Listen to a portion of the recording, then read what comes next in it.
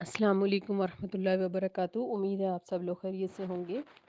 آج سے ہم قرآن پاک کو لفظی ترجمے اور تفسیر کے ساتھ پڑھنے کا سلسلہ شروع کریں۔ روزانہ ایک آیت ہم انشاءاللہ تعالیٰ پڑھیں گے۔ آیت چاہے چھوٹی ہو یا بڑی ہو، انشاءاللہ ہم اس کو ایک ہی رکھیں گے تاکہ سب کو سننے میں، پڑھنے میں اور سمجھنے میں آسانی ہو۔ آج ہم نے جو صورت منتخب کی ہے اس سے قرآن پاک کا افتتاح ہوتا ہے سورہ الفاتحہ۔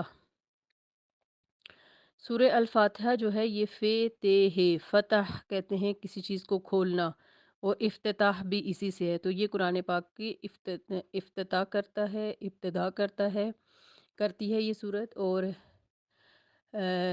یوں سمجھ لیں کہ اسے اوپننگ بھی آپ کہہ سکتے ہیں۔ اس سے قرآن پاک جو ہے وہ اوپن ہوتا ہے، کھلتا ہے، شروع ہوتا ہے۔ سورہ الفاتحہ جو ہے یہ مکی صورت ہے، اور ترتیب کے لحاظ سے یہ ہجرت سے قبل نازل ہوئی اور 5ویں نمبر پہ ہے، یعنی 5ویں نمبر پہ یہ نازل ہوئی تھی، لیکن ترتیب کے لحاظ سے اسے پہلے نمبر پہ رکھا گیا تاکہ اس کے ذریعے سے قرآن کا افتتاح کیا جا سکے۔ اس کے اور بھی بہت سے نام مفسرین نے بیان کیے ہیں۔ اس صورت کو سبع المثانی بھی کہا جاتا ہے، یعنی بار بار دہرائی جانے والی آیات جنہیں ہم نماز میں بار بار دہراتے ہیں۔ اس کو سورہ صلاح یعنی نماز بھی کہا جاتا ہے۔ اس کو سورہ رقیہ یعنی اس کے ذریعے دم کرنا بھی کہا جاتا ہے۔ اسے سورہ شفا بھی کہا جاتا ہے۔ اسے سورہ ام الکتاب بھی کہا جاتا ہے۔ تو بہت سے نام اس کے ہیں جو مفسرین نے بیان کیے ہیں۔ جو سورہ الفاتحہ ہے اسے دو حصوں میں تقسیم کیا جاتا ہے۔ پہلے حصے میں رب ذوالجلال کی حمد و ثنا، عظمت و کبریائی اور روز قیامت، اس کے مالک اور مختار ہونے کا اعتراف بھی ہے اور اقرار بھی ہے۔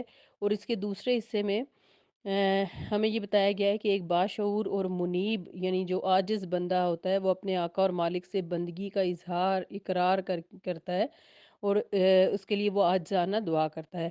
اور یعنی دوسرا حصہ دعا ہے اس صورت کا، جس میں ہم اللہ تعالیٰ سے ہدایت مانگ رہے ہیں، جس میں ہم اللہ تعالیٰ سے جو ہے وہ مدد مانگ رہے ہیں کہ ہم سیدھے رہیں۔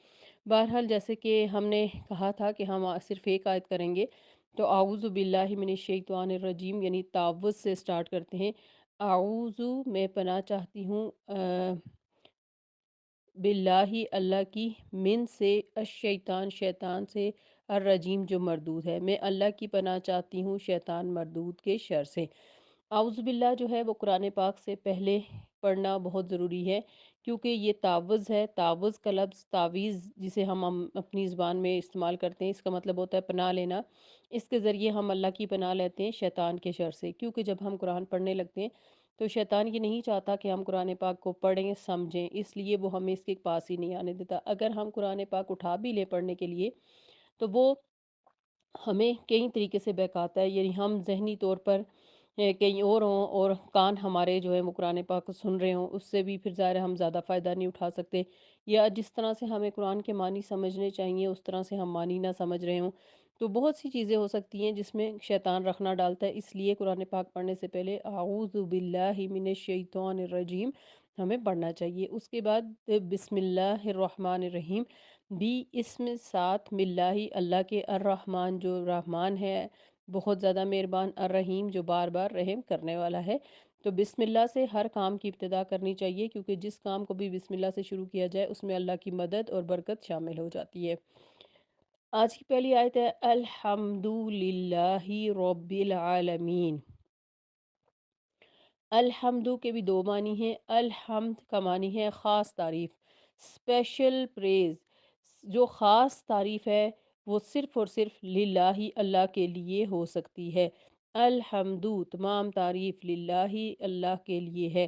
اس کا دوسرا معنی ہے تمام شکر للہ اللہ کے لیے، یعنی ہم ہر طرح کا شکر صرف اللہ تعالیٰ کا ادا کرتے ہیں، اور اگر ہم بندوں کا شکر کرتے بھی ہیں تو اس کے پیچھے بھی اللہ تعالیٰ کا ہی شکر ہوتا ہے کہ اللہ ہی اپنے بندوں کو دوسروں کی مدد کے لیے لگاتا ہے۔ تو الحمد تمام شکر تمام تعریف للہ اللہ کے لیے ہے۔ ربی جو رب ہے، رب کا جو لفظ ہے اس کا روٹ یا اس کی جو جڑ ہے وہ جو ہے وہ با رب کہتے ہیں ذرے سے کمال بنانے والا، یعنی اللہ سبحانہ و تعالیٰ کی یہ صفت ہے کہ وہ کسی بھی چیز کو جب بناتا ہے تو ذرے سے کمال بناتا ہے۔ دیکھیں نا کہ ایک بچہ ایک پھٹکی ایک نقطے نطفے کی صورت میں پیٹ میں جاتا ہے، اور وہ آہستہ آہستہ بڑھتے بڑھتے ایک مکمل انسان بن جاتا ہے۔ اسی طرح جب آپ بیج زمین میں بوتے ہیں تو بیج کی شروع میں کیا شکل ہوتی ہے، لیکن آہستہ آہستہ اس کی شکل چینج ہوتے ہوتے وہ ایک پودا اور پھر مکمل درخت بن جاتا ہے۔ اس کی جڑیں مٹی کے اندر اور اس کا تنا اور اس کے پھول پھل پتے وغیرہ زمین سے اوپر ہوتے ہیں۔ تو اللہ کی شان ہے کہ وہ رب ہے۔ رب وہ ہوتا ہے جو ذرے سے کمال بناتا ہے۔ میں اور آپ اگر کوئی چیز بنائیں گے تو ہم کسی چیز کو ذرے سے کمال نہیں بنا سکتے، ہم تو اللہ تعالیٰ کی بنائی ہوئی چیزوں سے ہی دوبارہ چیزوں کو بنائیں گے، اور جہاں پہ ہم سٹاپ کریں گے وہ وہیں پہ رک جائے گی۔ لیکن اللہ تعالیٰ جب کسی چیز کی ابتدا کرتے ہیں تو ذرے سے کرتے ہیں اور اس کو انتہا تک پہنچا کے چھوڑتے ہیں۔ تو یہ تعریف ہے رب کی، العالمین، جو کہ تمام جہانوں کا رب ہے۔ العالمین کا جو لفظ ہے یہ عالم سے ہے، ٹھیک ہے، یعنی تمام جہان اس سے مراد ہیں، اور تمام جہان جو ہیں اس میں صرف ہماری یہ زمین یہ دنیا نہیں آتی، بلکہ پوری کائنات آتی ہے، جس میں آسمان اور زمین اور اس کے علاوہ ایسی تمام کائنات، ایسی تمام چیزیں، تمام دنیایں ہیں جن کے بارے میں اور آپ نہیں جانتے، جیسے سیارے ہیں اور ان پر کیسی زندگی ہے، کیا ہے کیا نہیں، ہمیں نہیں پتہ۔ اسی طرح اگر آپ زمین کے اندر کی مخلوق لے لیں، اسی طرح سمندر کے اندر کی مخلوق لے لیں، تو سمندر کے اندر ہی خالی 30,000 سے زائد مخلوقات ہیں، اور یہ تو میں آپ کو بہت پرانے فگر بتا رہی ہوں، اب تو نہ جانے کتنے اور دریافت ہو چکے ہوں گے۔ تو تمام مخلوق کا رب ہے، رب العالمین تمام مخلوق کا رب ہے۔ تو ہم تمام تعریف، تمام شکر اس رب کا ادا کرتے ہیں جو تمام جہانوں کا مالک ہے، میرا بھی، آپ کا بھی، ہم سب کا مالک ہے، کیونکہ وہ اس قابل ہے کہ اس کی تعریف کی جائے۔ تو یہ آج کی تفسیر ہے، آسان تفسیر ہے، اس کو سمجھنا کوئی مشکل نہیں ہے، اور اس کی گہرائی میں جائیں، کیونکہ اس کی گہرائی میں نے آپ کو دھکیلا ہے ایک طرح سے، کہ آپ دیکھیں کہ الحمدو کے بھی دو معنی ہیں، للہ جو اللہ کا نام ہے، اس پہ غور کریں، پھر رب بھی، رب کس روٹ سے نکلتا ہے اور اس کے اصل معنی کیا ہے، اس پہ غور کریں۔ العالمین جو ہے اس پہ غور کریں کہ عالم صرف وہ نہیں ہے جس میں اور آپ رہ رہے ہیں، بلکہ پوری کائنات عالم کے اندر آتی ہے۔ تو امید ہے کہ آپ کو تفسیر اچھے طریقے سے سمجھ آ گئی ہوگی، اور اس کے مطابق جو ہے وہ آپ اس کو یاد کریں گے۔ ترجمہ ایک دفعہ پھر دیکھ لیں۔ الحمدو تمام تعریف، للہ اللہ کے لیے ہے، ربی جو رب ہے، العالمین تمام جہانوں کا۔